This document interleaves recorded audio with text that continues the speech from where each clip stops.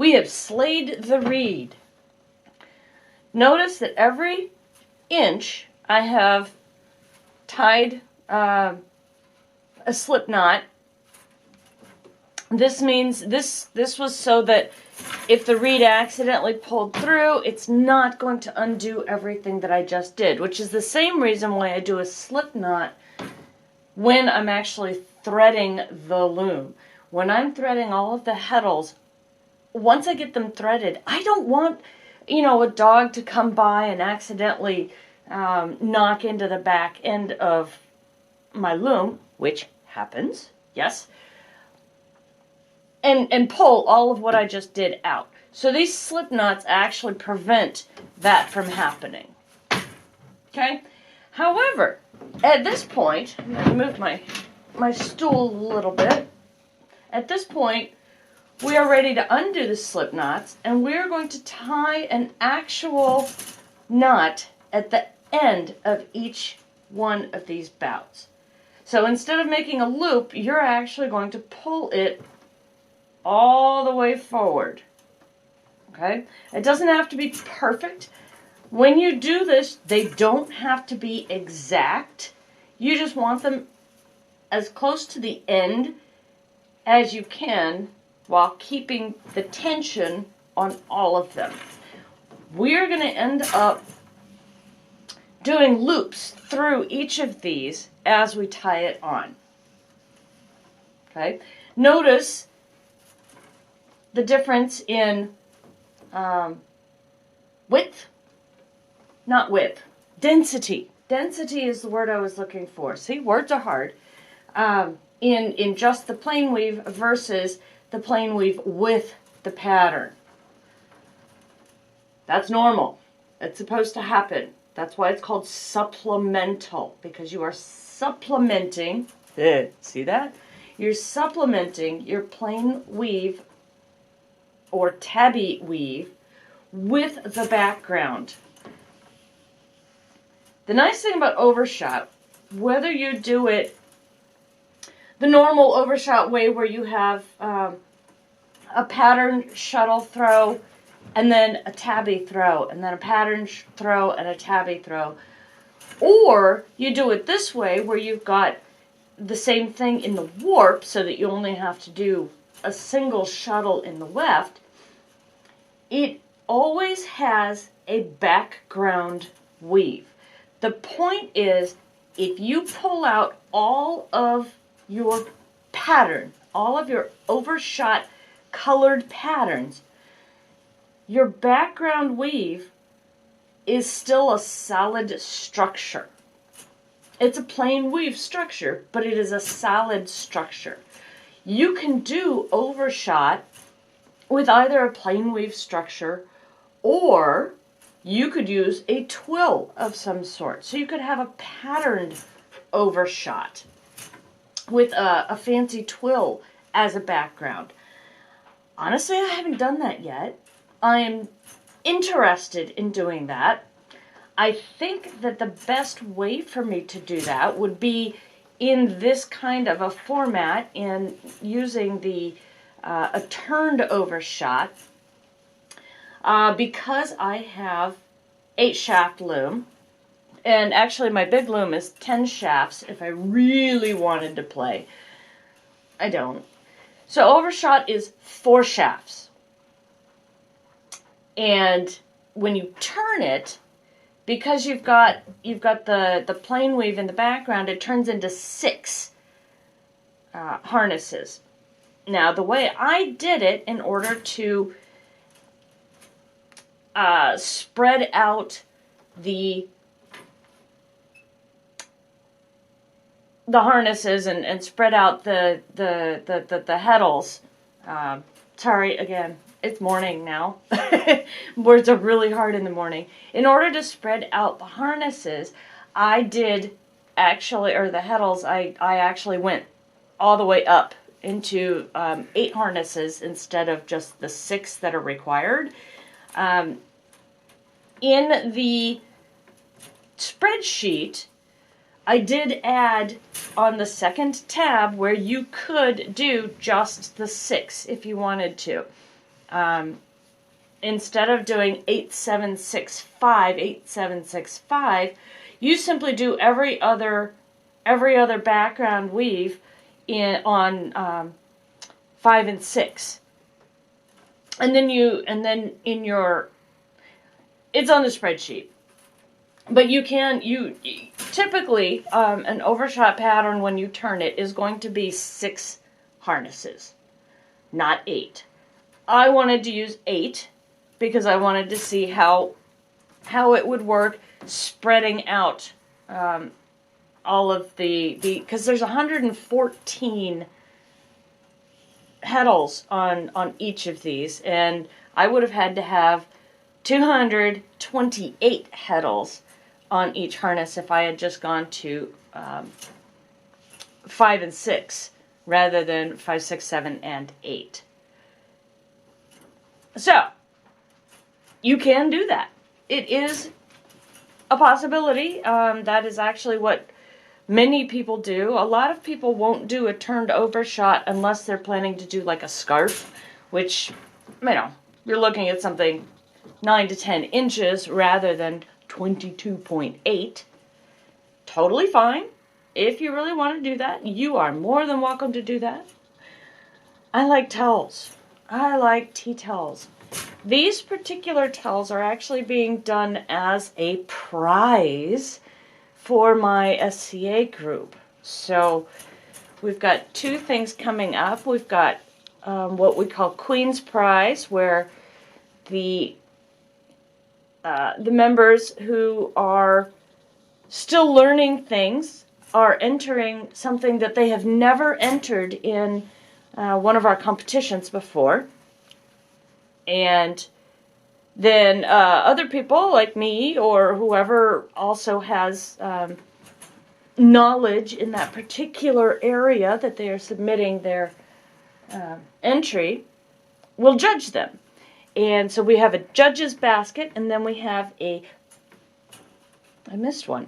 And then we have a populace preference or your populace basket, where the entire group will choose populace choice. That's the word. Populace choice basket. So everybody who goes to this particular event gets to choose which one is their favorite. And as both a sponsor and a judge, I get to put a prize in each of those baskets, and then the winner gets the entire basket. So there's a lot of fun stuff in these baskets, and I'm doing Callantir towels, which is why I've got the gold. So I've got the purple and the gold because Callantir is my kingdom, and we are purple and gold. So, okay, now that we have all of our bouts done, I am going to loosen up my rod. I'm going to pull it over the cloth beam. Never do this under the cloth beam. You always want it to go over the cloth beam. I've seen a lot of people try to set up their new loom and they don't understand why it's not working. It has to go over the cloth beam and then get rolled onto the cloth bar. This particular way I do this, I use, let's see, I've got a lot of string back here. Let's see what I want to use. That's a really good question. I have to stand up because it's at the top. I use I want a color. I want a color. You guys want to see a good color so that you can actually see it. How about blue? Okay.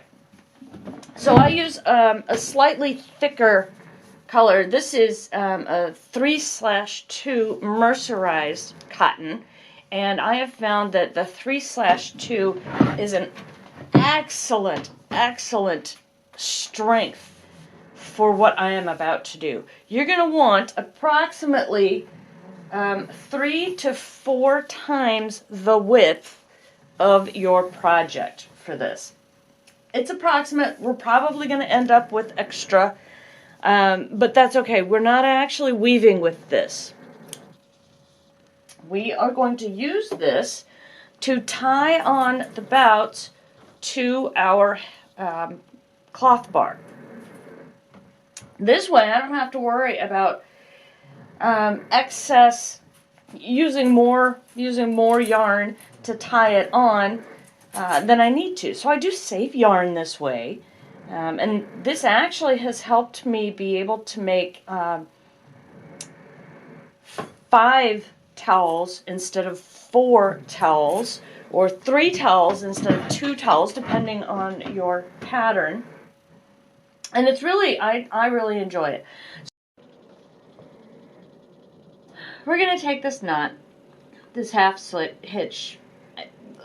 knot that I just did. We're going to wrap it around the bar, and we're going to put the other end through that loop and pull it all the way through. Notice that I am actually pulling all the way to the right. Sorry, to the left. Left and right, that's also hard. I'm pulling that all the way to the left. That enables me to not tangle it up by pulling it all right here. It's nice and straight. Okay? You are going to take your first bout. You're going to count 1, 2, 3, 4, 5. And there's 5 on either end. So you're going right to the middle of the bout. You're pulling the string through. Keep hold of it here. And again, pulling to the left. Sorry, I just knocked the camera. Pull it to the left. And then you're going to wrap it underneath the bar. I don't know if you can see that. Move my arm. Okay? You're going to wrap it around the bar. And again, you're going to pull it through. You're going to do this for every single bout, all the way across. You want to keep a fairly tight tension here because it does loosen up. So you want to make sure that you can kind of see the my fingers are turning a little white. I have a lot of tension on this. Okay, so we're going to wrap it around again. And we're going to pull it through again.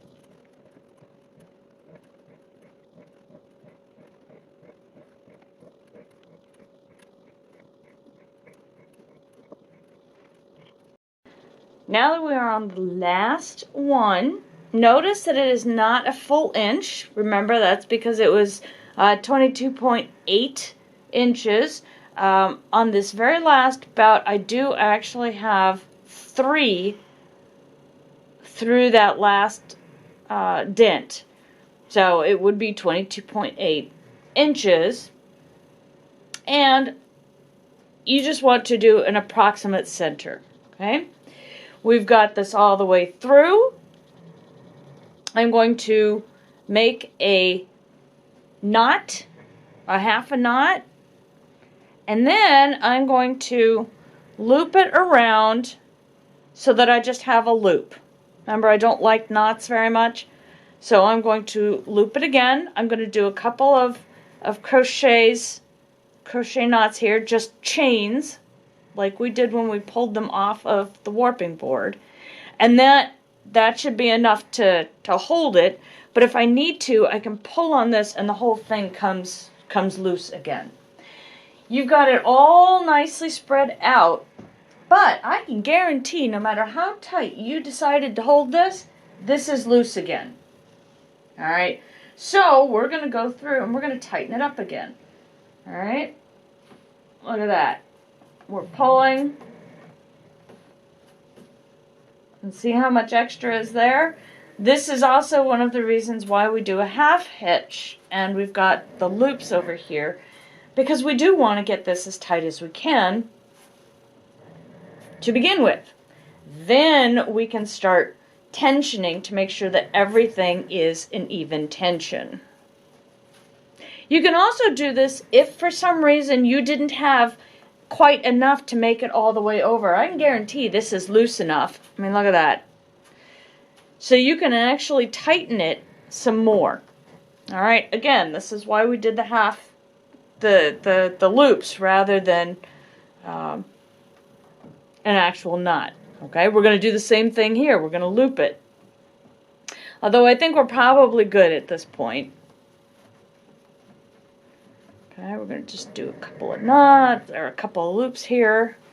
Chains. I mean, look how much extra I've got now. Okay. All right, now for the fun part. You have to tension this. You want it to be tensioned evenly, right? Even tension. So I'm going to press on the back brake. I'm going to move my chair back so I can stand up a little bit. I'm going to press on the back brake, and I'm going to loosen this chain on the top here. And I'm going to move it a couple of clicks. And I'm going to move this up a bit until everything is even again. Remember, I've got different tension on the back, so you want to start with even tension so that you can continue to have fairly even tension with all of your bits. So you want to make sure that this has the same tension as this, and as you can see, I'm pressing on them with about the same pressure, and this is much looser than this. You want them the same, so we're going to start to pull as opposed to tying and untying knots. We're actually going to pull these so that we're trying to get even tension all throughout the entire thing, including each end. Okay? So now we're pretty close here. I'm just going to I'll go through and double check every single one of these. That one seems a little loose, so we're going to loosen that up just a little bit. Tighten it.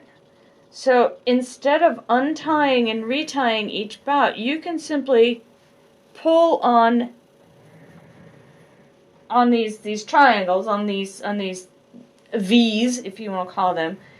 Pull them and loosen them so that each bout ends up being the right tension. That one's a little loose now. That one's a little loose. Well, compared to these are a little bit tight. So I'm gonna do this. Loosen those. Tighten those, and therefore loosening these a little bit.